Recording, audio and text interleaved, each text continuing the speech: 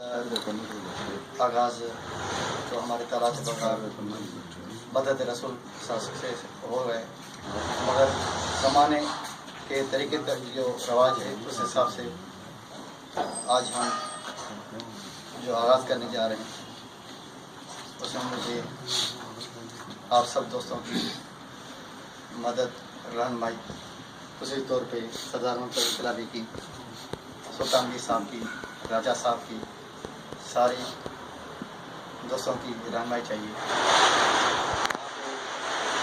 मैं अपने पुराने दोस्त अलीजा शेख को बुलाया है। हमारे काफ़ी तकरीबात में नहीं था, मुझे समझ में नहीं आ रही बात क्यों नहीं था, क्या था।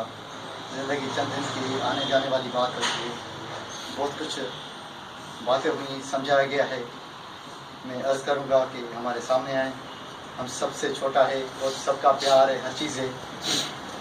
शायद कुछ गलतियाँ इनसे हुई है, छोटा है तो हम इसको ही कहेंगे गलती हुई है। ये सारे बड़े हैं, जो आप ढके छुपे लफ्ज़ों में आप जो